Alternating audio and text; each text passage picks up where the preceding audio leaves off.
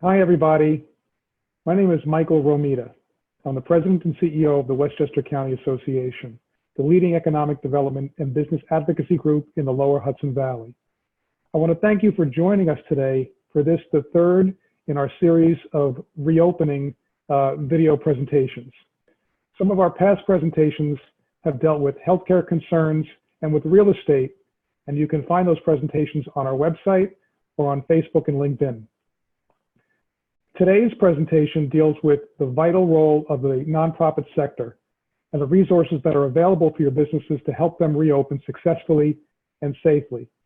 Our esteemed panel of experts will discuss the support businesses can receive as they relate to overall workplace health and wellness, including mental health, childcare, youth programs, stress management, and practical ways to promote productivity while staying safe.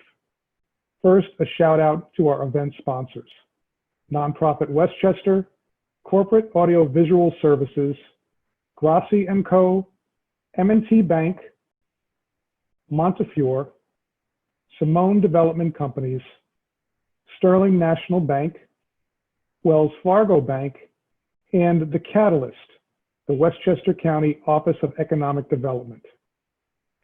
At this point, I'd like to bring in my colleague Jan Fisher, the Executive Director of Nonprofit Westchester, to give a special keynote address.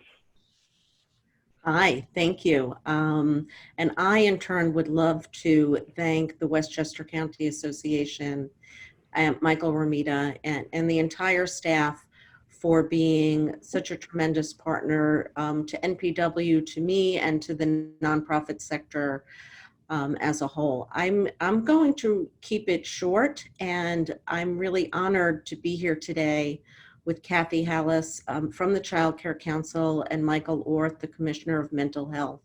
I'm also really honored to represent the more than 200 nonprofit organizations that comprise Nonprofit Westchester and the other organizations in our sector that have really been an outstanding source of support to the entire community during this pandemic.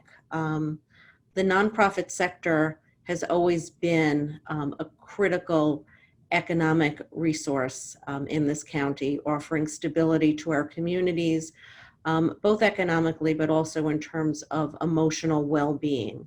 So I want to acknowledge the work of the sector during this pandemic. We had no choice. We geared up from day one, providing essential services, and when necessary, we were agile, we were nimble, and we offered services remotely to make sure that the most vulnerable in our communities, older adults, children, others who really needed gatekeepers, were kept in contact with. So we have been here the way we always are, not really having a choice to stop, taking care of people's children, parents, and benefiting every member of our society at every economic level. So from early childhood education to youth development, to mental health, to older adults, and everywhere in between, we are still here and available to the business sector as a resource to help you as you reopen, because we know that reopening is more than just PPE and face shields and face masks and opening plans. It does have to include access to services that are going to take care of you and your families, and we offer that critical expertise in those areas. So I'm really thrilled to be here and to have the conversation, and then to be available if you do need something as a resource for your business, to connect you to one of our many member organizations that can help you out at this time. Okay, that's it, and thank you again. Thanks, Jan, and thanks to you and the rest of the nonprofit community for working so closely with the business community to help everybody get through this pandemic and then come out of it in a prosperous and safe way. At this point, I'd like to bring in our moderator for today's panel. It's Joe Tomaino. He's the CEO of Grassi Healthcare Advisors. Joe has over 30 years of experience working and advising in the sector for nonprofits, for-profit, and government-sponsored healthcare.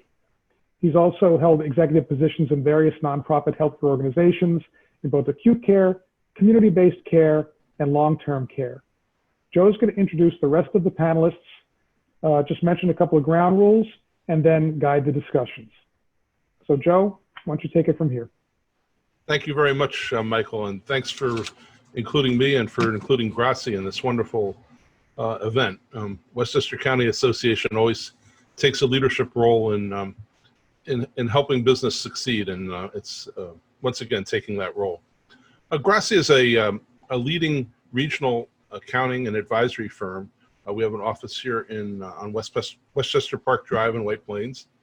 We're the firm people turn to for strength and certainty during about their business, especially important in times like this where there's so much uncertainty to deal with.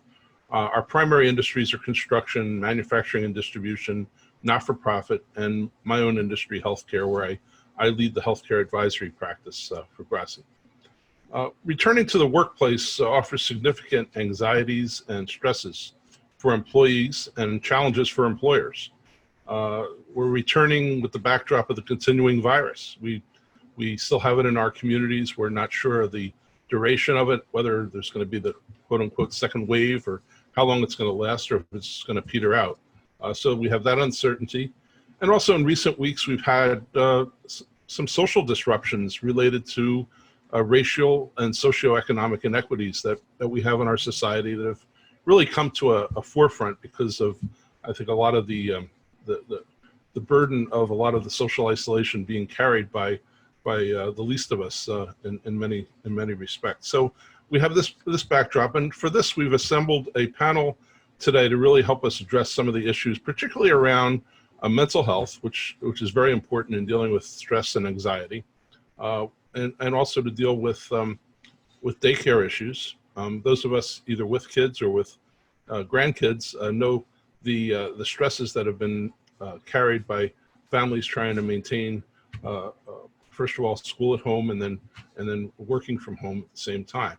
So we have a great panel, and of course Jan Fisher representing the not-for-profit industry to talk about what resources are available. So that's our session. Now we want you to be a part of this as well, and there's a question and answer feature on your computer which will allow you to type in questions if you have them during the presentation. You can feel free to put them in as the presentation goes on, but we'll be addressing those at the end, and we'll try to touch on as many of them as we can. So just go ahead and use that Q&A feature at the end. So let me introduce our panel who's going to be with us here today. Our first presenter is Michael Orth, who's the Community Mental Health Commissioner for Westchester County. Michael has over 30 years of experience in human services. He joined the department in 1993 and was appointed commissioner in 2018. His department is responsible for planning, oversight, education, and coordination of services and supports to individuals and their families with mental illnesses, developmental or intellectual challenges, and substance abuse issues.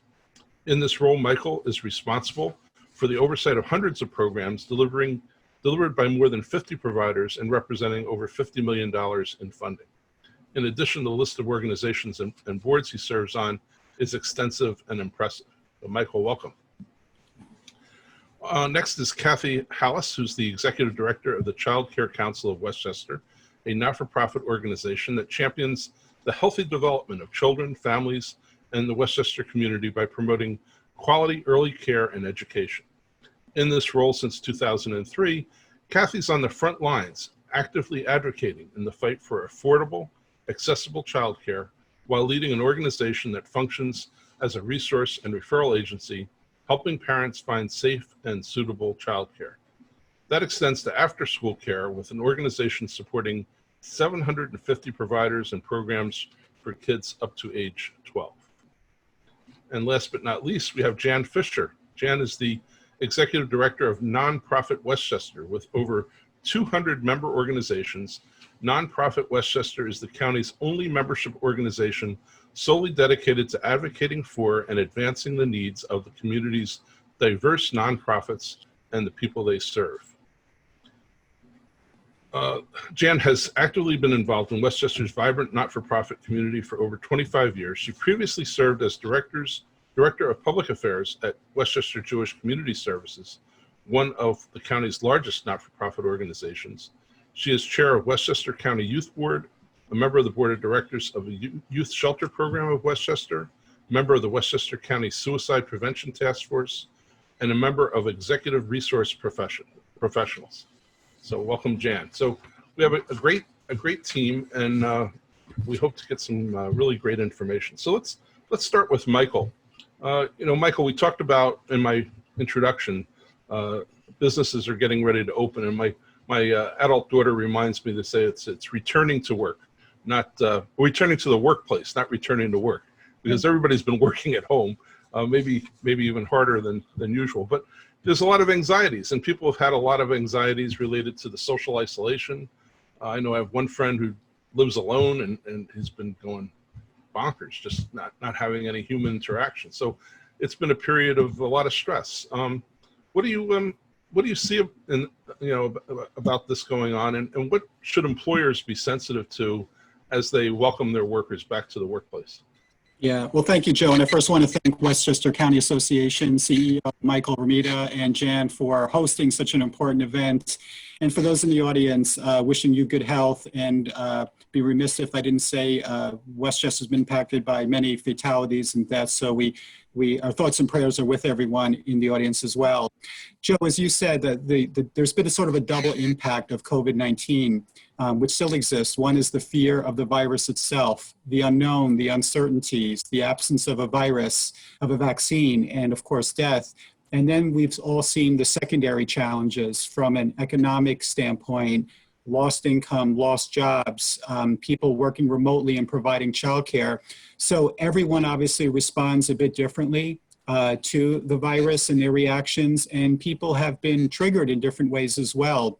We do know for a fact that more than half of Americans report the coronavirus has had an impact on their mental health. We've had over 1,000 calls to the federal emergency crisis hotline. In Westchester alone, we've had 800 calls to our emotional wellness hotline. So clearly it's had an impact on everyone. And as we reopen the workplace, it's important that we all give ourselves permission to feel sort of a roller coaster up and down, to allow us to really cope with the situation as best we can.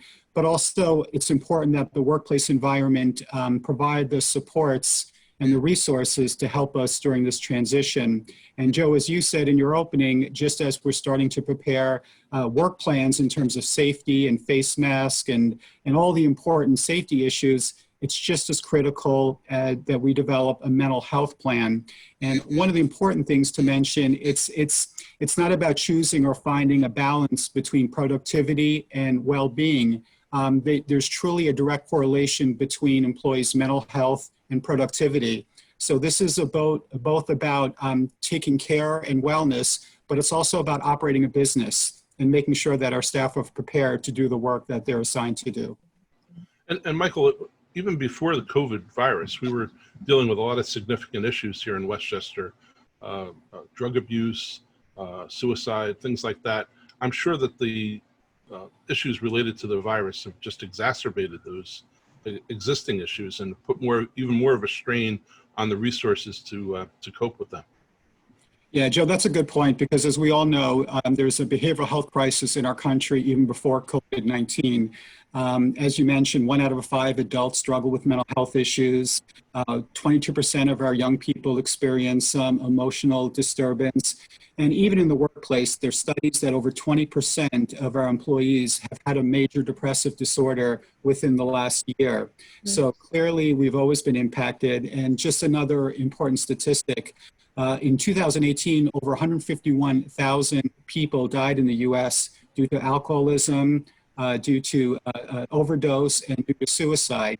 So when you compare that to other tragedies, such as car accidents, where we have about 36,000 a year, clearly behavioral health is a major crisis. And to bring it home locally, in 2018, our county executive, George Latimer, during his transition, did a study on what are the health priorities in Westchester County. And not surprisingly, the #1 health priority in this county was depression and suicide, followed by substance overdose. So clearly, locally, we're impacted by mental health issues as well. Yeah, yeah. So you raised the idea of developing that back to work mental health plan as well as the virus safety plan.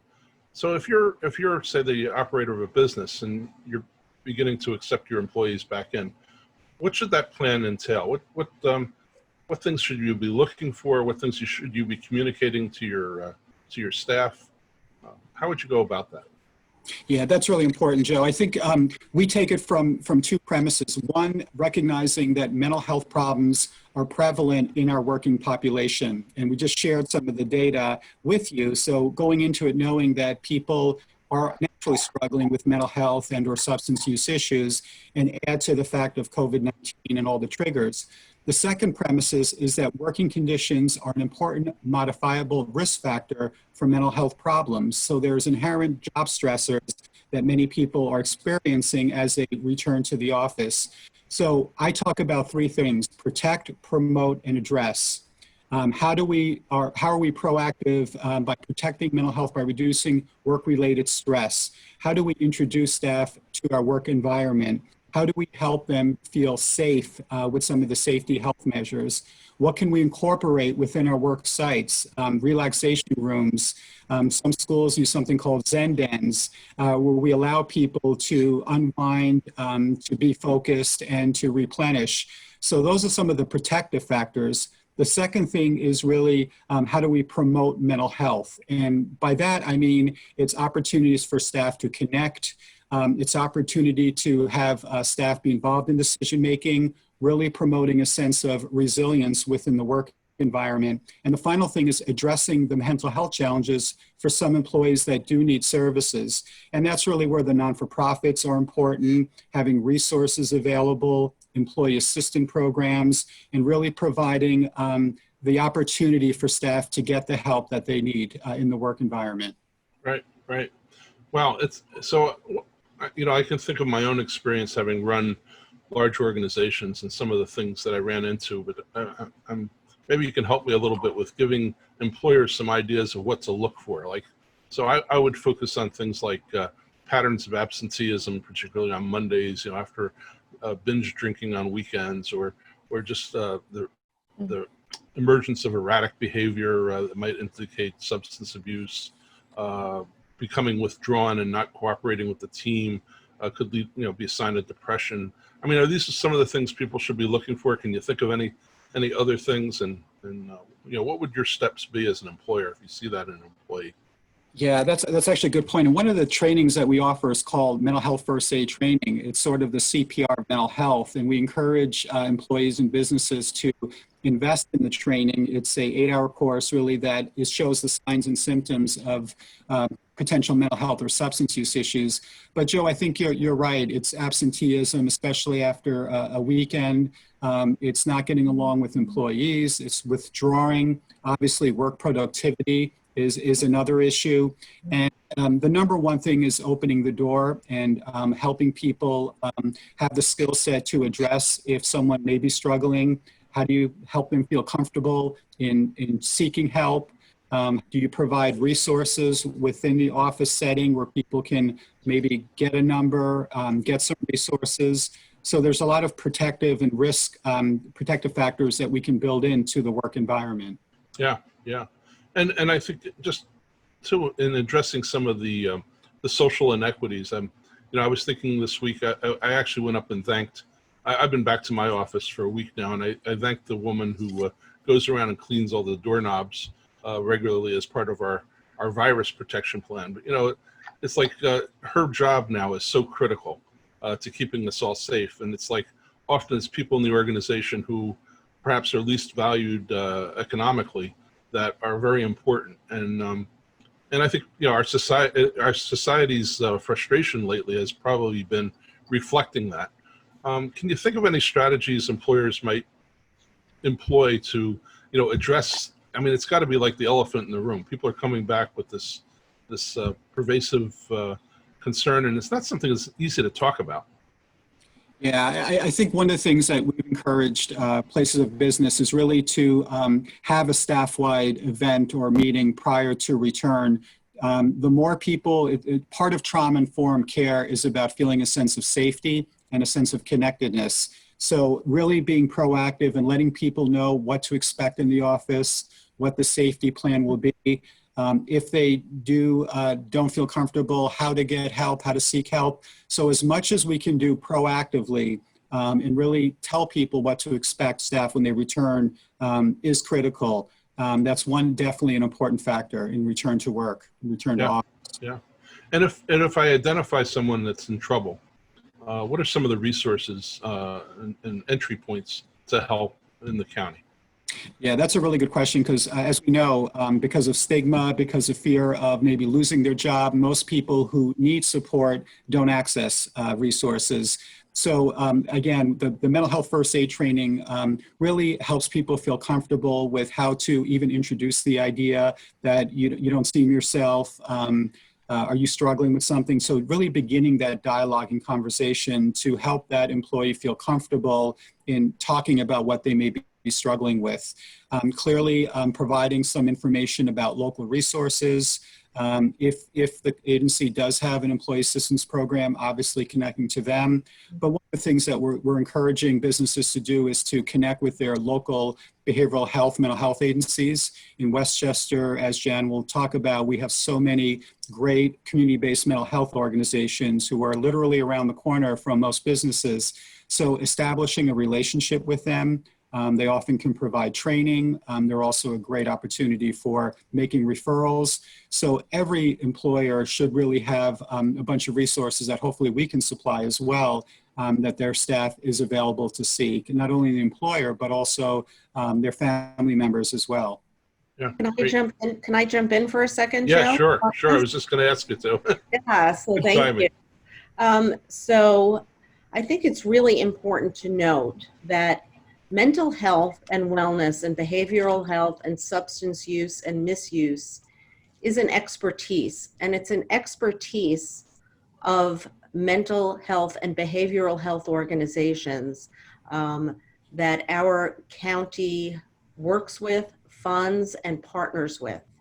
And I think part of the stigma around mental health is perpetuated when mental health experts are not used to provide the critical advice and support that they can offer. So I encourage all businesses and all businesses associations that when you are offering mental health, wellness, emotional support, webinars, programs at your workplace, to make sure that the people that are giving them are trained professionals, because oftentimes you can do more damage than you can do help when you don't use the experts that really have the information. Not everyone is trained to be a mental health professional. And so I encourage people to use our Westchester County Department of Mental Health as a resource, and to use those local licensed, certified mental health agencies. They know what they're doing. They're an incredible resource. And those are the ones that should be utilized for these services. And I do believe, Joe, you were also alluding to the issues around systemic racism that we're experiencing, in the county. And I would challenge people to understand that this is not about civil unrest. This is about exposure of violence against Black and brown communities. And this is not something where we can set up, a pop-up resource overnight. NPW is taking this very seriously. We have always taken it seriously pre-COVID. And there will be a lot coming out from Nonprofit Westchester, as well as other agencies that have been doing this type of anti-racist work and have educated ourselves over the long term and had a commitment over the long term. So I wouldn't rush to do much on that without really, again, asking the experts, the people who are immersed in this work and have expertise in it. And we can serve as a resource for that as well. Yeah, good points, Jan. Thank Michael, you. maybe I just want to finish up with you on, you alluded to your mental health first aid program. Can you speak a little more about that, and like who would be the best people within an organization to take that course, and should it be more than just one person per company to kind of get best value out of it, and how does somebody go about enrolling in that? Yeah, it's a good resource to have. There's both the youth mental health first aid training, and that's for adults who work with children, adolescents, whether it's school, camp counselors, or even parents.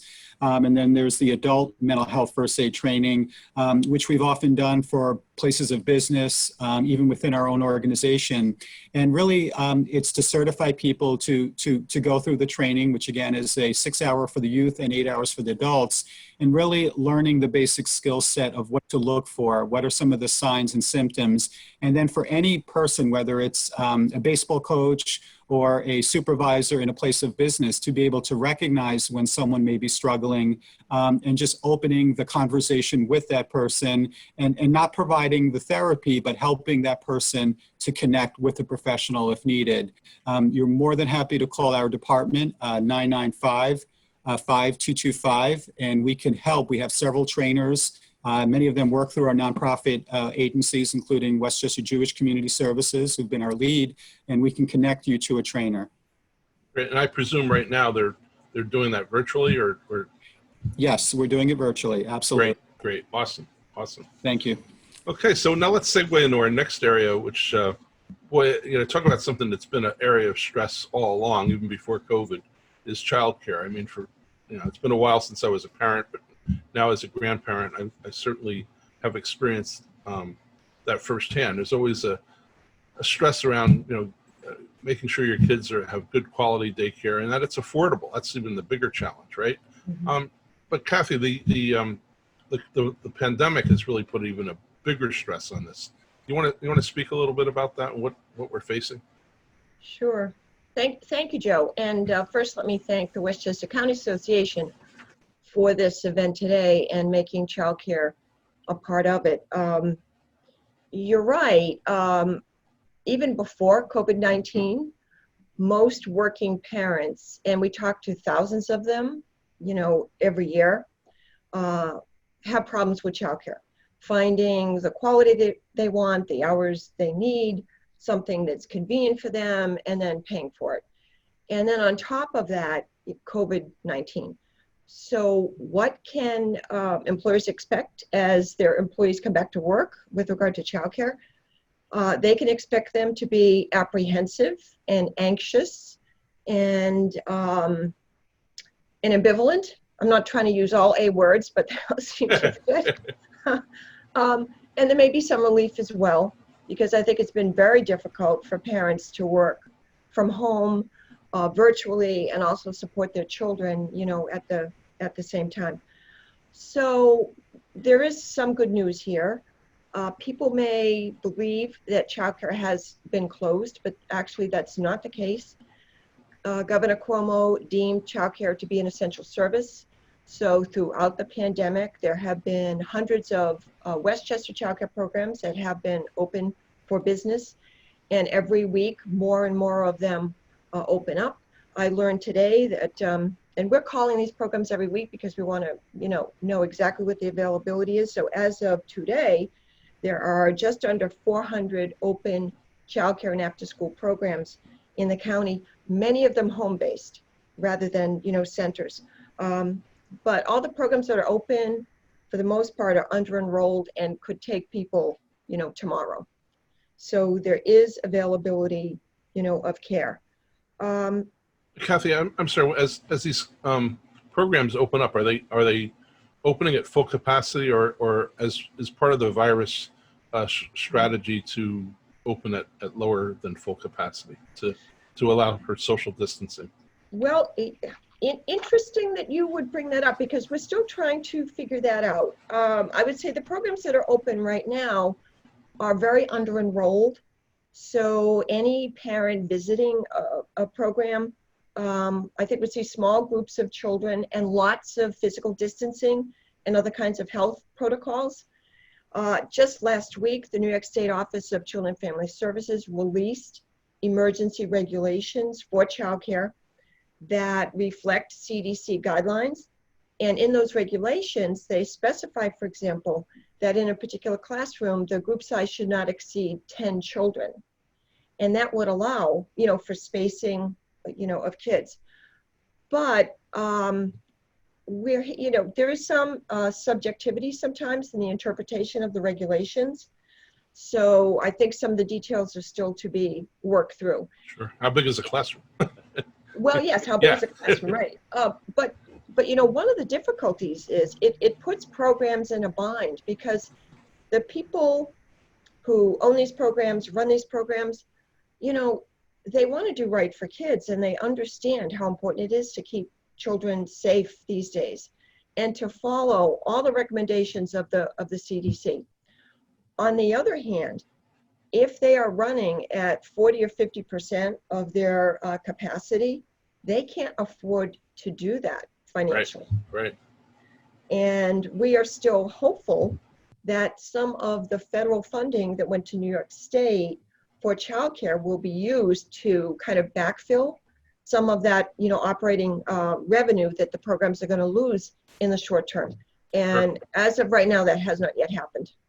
Sure, because it's a challenge, right? You want to be able to pay your workers a living wage, and that they deserve. On the other hand, you want to be able to give your parents the ability to have affordable services, right? And it's a balance. Yeah. And I think when people see the price tag of childcare in Westchester, an average spot for a baby in a center is upwards of $21,000.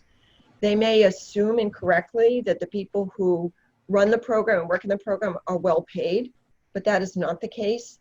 There's not a high margin there's no margin, frankly, of profit.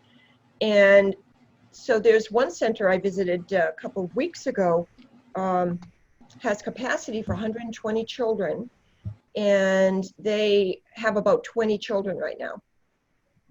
And wow. So the care, I have to tell you, the care the children are receiving is extraordinary. Not just from a health perspective, but I felt that the children seemed so happy and relaxed to be there. The staff seemed happy and relaxed, to be there. I saw the parents coming in and out. They felt very, comfortable and confident about what was going on, for the children. But the owner of that program has a mortgage to pay. Yeah. And if she's got 20 kids instead of 120, so right now she's drawing from, she was able to get a PPP. Great. But she's also dipping into her own, personal resources. Sure. So there have always been structural issues in childcare that have been made, I think, glaringly apparent through COVID-19. Right. I was wondering, I think certainly, all of us on the phone have been working remotely to some degree, if not entirely. And I think we've all had to become tolerant of having Zoom calls with people with their kids around, Right. And do you think that's created perhaps an appreciation for what working parents go through? And I hate to try to put a silver lining on something, but do you think out of this is going to come maybe a little more appreciation for what working parents have to do? Well, I hope so. I think in our culture we have very short memories. Yeah. I hope there are some lessons learned that we, continue to, apply. I think the whole thing has been kind of a mixed bag. I mean, I do hear, we employ a lot of parents here too. And I think that to some extent there has been maybe a slowing down of sometimes a very frenetic, schedule, perhaps a little bit more time spent with family members. That's all good. But I also hear that the difficulty in doing your own job virtually And if you have 3 kids who are in school, or you have a 3-year-old who might be participating in some Zoom activities from his or her childcare program, unless you have a staff to help you, Yeah. frankly, I don't know how, and I have a daughter and son-in-law who is struggling with that right now. And, it's exhausting. So I do look forward to childcare being able to offer more options to working parents.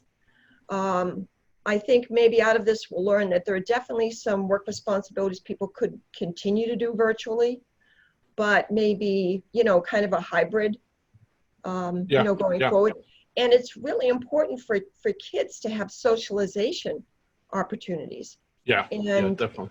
in speaking to some of the people that run programs, as they talk to parents and kids, that's a big concern.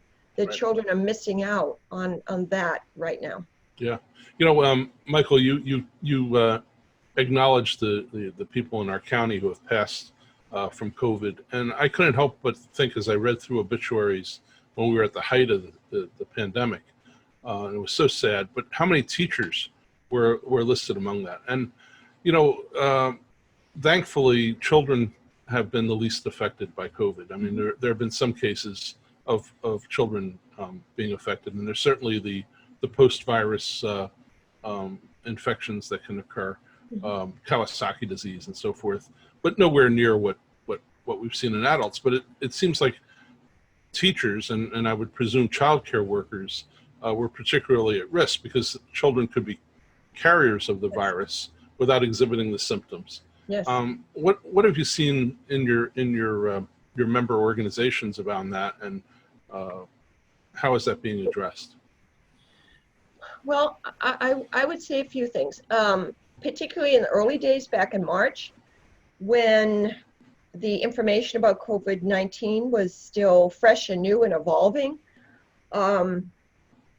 I think people, nobody really knew what to do, frankly, including us here at the council. We were trying to make sense of what was safe. We were absolutely getting calls from childcare programs who were taking care of children who came in with various, symptoms, and they didn't know how to interpret that. Or a parent who might come in, and this happened. A parent came in and said, we're all self-quarantining at home because one of the parents, in fact, was infected, but the parent continued to bring the child to childcare because it was a young child and they were not specifically told not to do that. There was a lot of that, in the early weeks. And I would say the people who work in the field, exceedingly anxious about, their own safety and that of their, of their children. But the connection that they feel for the kids that they work with in their programs is very, very strong. Right, So right. as time has gone on, it's been much more clear. I mean, it's not completely clear. It's been much more clear about what we're dealing with. And one of the tasks we did here at the council is to help people understand what the CDC was saying and how to apply it, and to help them develop protocols and implement those protocols to keep, kids safe and themselves safe. We've had a family nurse practitioner here on staff who would get many calls from the field, very specific questions that people had about their own exposure and the implications that might have for their, for work. So, Jan, a lot of your organizations that you represent are very essential businesses and had to remain in operation through this. How did they deal with the whole child care issue and the staff that were not able to get child care, or perhaps their schools were closed and the school is the usual source of child care and they had to come to work and do essential work? Yeah, so thank you for that question. We have a number of areas where workers were essential. People taking care of the homeless, people taking care of people with disabilities, people taking care of people with mental illness, and youth at risk, all in residential care settings where the exposure to COVID was much higher. We were really fortunate that in the best possible of scenarios, these public-private partnerships where the Child Care Council and Kathy Halas and Westchester County government worked together to ensure that childcare was available for essential workers. And again, the workers that we're talking about from the nonprofit sector are oftentimes the lowest paid Yeah. people of color who are taking 2B line buses to work. And so we were just so grateful to have our partners at the county and the Child Care Council to make sure that childcare was available. But it was not easy, and I don't have the details. I just know that Kathy was up day and night making Yeah. sure that it was a resource Yeah. for others to have. Kathy, that's a good segue. If I'm a worker and I need help with childcare, what are the resources available? What can your organization do for them, or where should they turn to for help identifying good quality daycare? Well, Joe, thank you so much, for that question, because we're here, for that particular, for that reason, and there will be a slide at the end that gives our contact information. So we've been open throughout. We have counselors. We have a list of programs that are open. That list is actually, on our website. We can screen employees for possible eligibility for public child care subsidy. We can do, we like to visit employers. We've done a lot of that in the past where we would be part of a wellness event or, so anything that an employer might do that could be done virtually, we're happy to participate. We have all kinds of print and digital materials that could be helpful. But I would ask employers not to wait for somebody to step up with an identified childcare program. If you have a workforce with people, in childbearing age, understand that they have childcare problems and challenges in the best of times. So connect us to them proactively. That's what I would ask for. Yeah, good. Well, I'm going to ask Michael a question about the stress kids are under, but before I do that, I just want to remind everyone that we have a question and answer feature down at the bottom of your screen. Just click on Q&A and you can type in a question. And when Michael's finished with this question I'm going to give him, we'll open it up for questions and answers. But Joe, Michael, oh yes. Can I just jump Sure. in more, just to piggyback on something that Kathy said, that being proactive in the workplace is so key. Employers have employees that need childcare. They may not know to ask their employer. They may not know that the Child Care Council exists. And so proactively putting up signs about childcare, about this resource, is so important. And it'll be part of what Michael spoke about in being proactive with your workers, letting them know that you care about them and that there are these resources for them. That will go a long way. And I also, in the same way that I said, you need to go to a mental health professional if you're giving a mental health webinar or anything with behavioral health.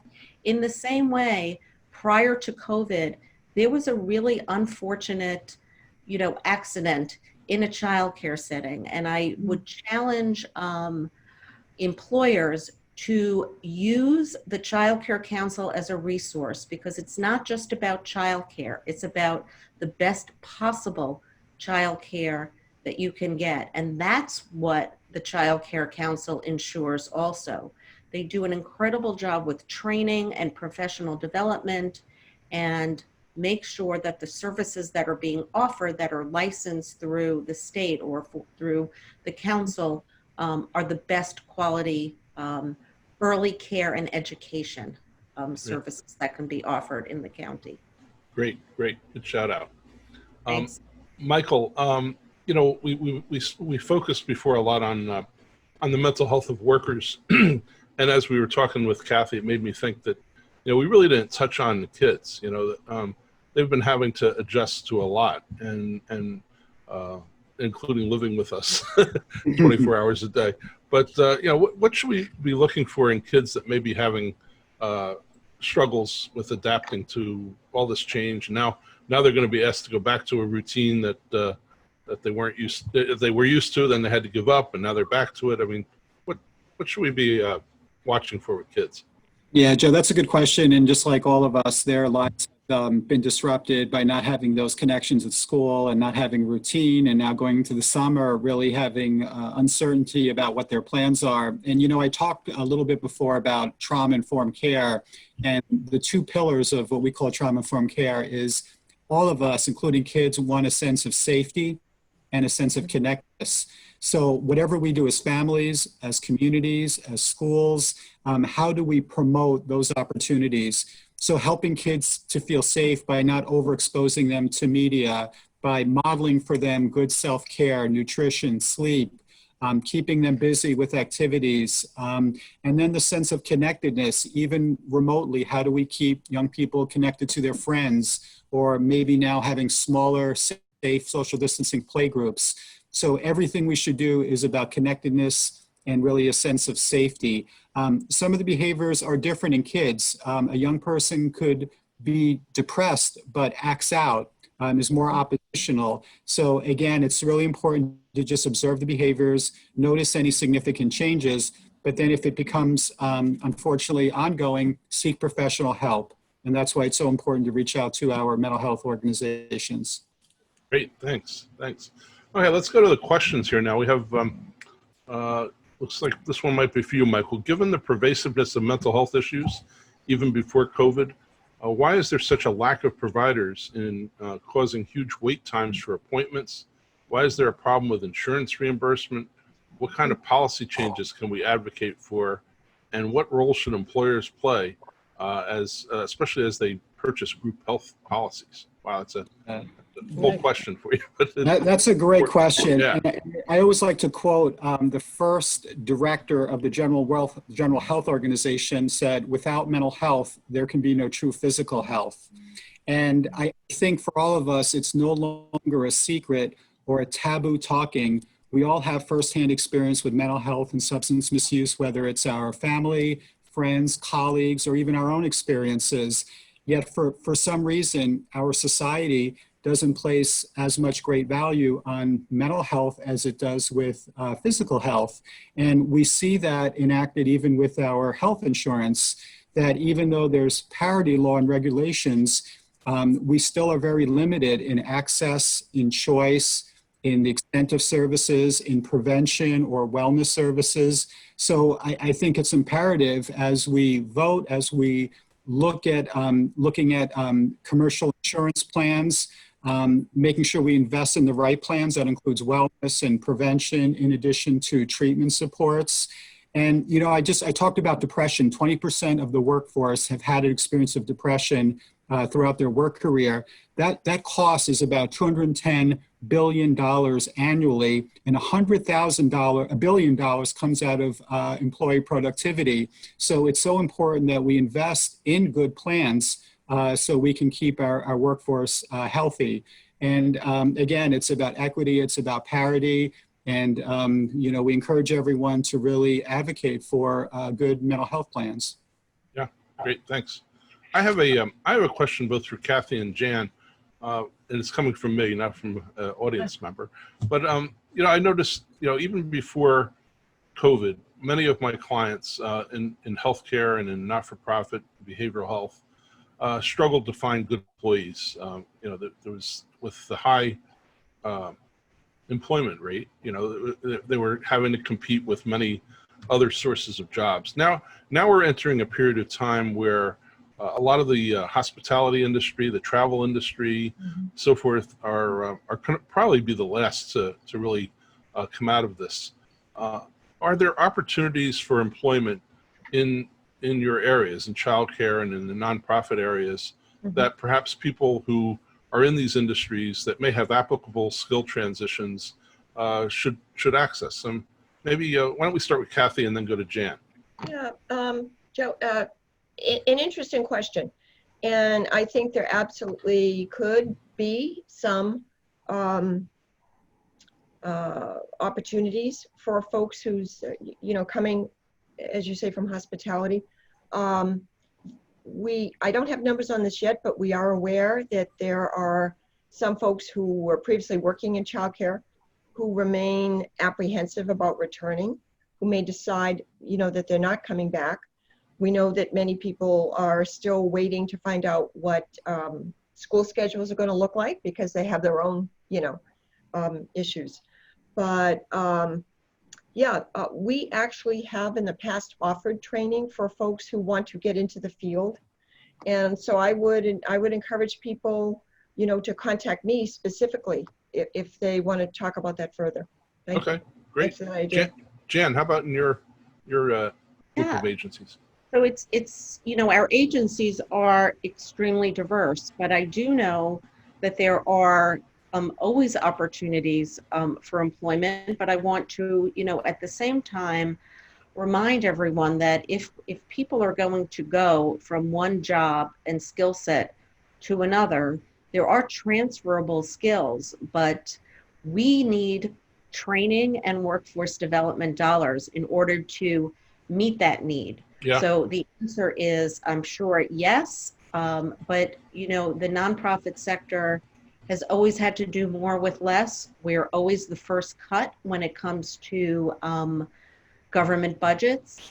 If we're going to be part of the solution to the potential unemployment problem, then we need to have the dollars to do that with. And this is not, the nonprofit sector begging for money. This is the nonprofit sector, again, demanding that they be treated like any other business sector. So, sure. So the answer to that is yes. I would also say we have on our website jobs that are available in the nonprofit sector, but we've been partnering with the Westchester County Association, who has also been doing an amazing job with Jason Chapin in this area. So this is definitely...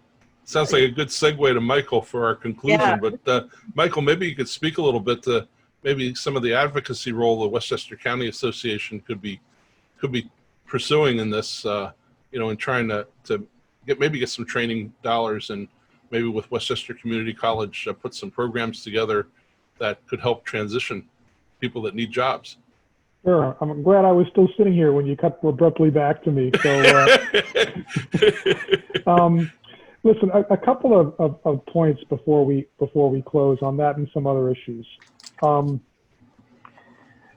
We just entered phase 3 this week in Westchester in the Lower Hudson Valley, and we're all living through a cruel sociological experiment that nobody has asked for.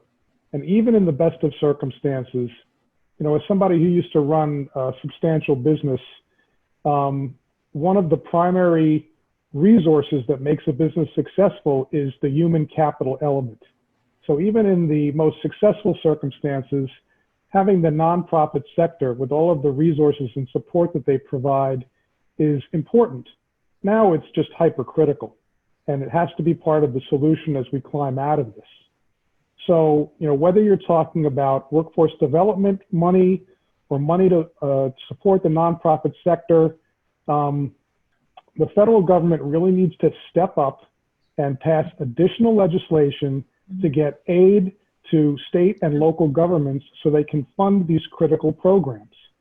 We have the Westchester County Association administered multi-million-dollar workforce development grants that focus on the needy and the underprivileged and helping them transition from industries where there's displacement into industries where there's potential growth. And there are opportunities out there in the long term in Westchester, in the real estate sector, in the healthcare sector. So even as some sectors are struggling, there are job retraining opportunities available so that these employees who get displaced can be retrained and find jobs and successful careers elsewhere. But it's a lot to expect the local county government to be able to handle this on their own. So on the advocacy front, everything has moved down to inside the Beltway at this point.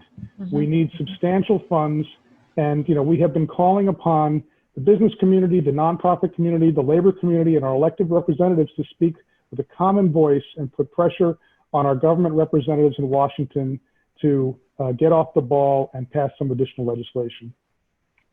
That's a nice plug for your Friday morning Inside the Beltway program, right? Yeah, and I can wrap up with a couple of liner notes, and if you want, we can go from there. Sure. But before I do, Kathy, Michael, and Jan, and Joe, thanks so much for stepping up today and participating in this panel. These things are hypercritical, getting this information out, fostering these connections, and also to let people know that the business and the nonprofit communities are working hand in hand to try and find solutions for the marketplace and the economy long term. A quick shout out again to our event sponsors today, nonprofit Westchester, Corporate Audiovisual Services, Grassi and Company, M&T Bank, Montefiore, Simone Development Companies, Sterling National Bank, Wells Fargo Bank, and I love that, the Catalyst, the Westchester County Office of Economic Development. We have another series program coming up on July 8th, and that will feature digital technology, 5G, and the growing importance across numerous industry sectors in helping to close the digital divide. And also there are nonprofit resource guides available, and we're gonna make these available on our website at the Westchester County Association. That's westchester.org as soon as we wrap up today. So anybody out there in the listening audience who wants access to these resources can find them on our website, and of course on the websites of those who have been speaking with us today. So thank you all for joining us. Thanks for tuning in, and we're looking forward to getting through all this together. Thanks again. Thank you.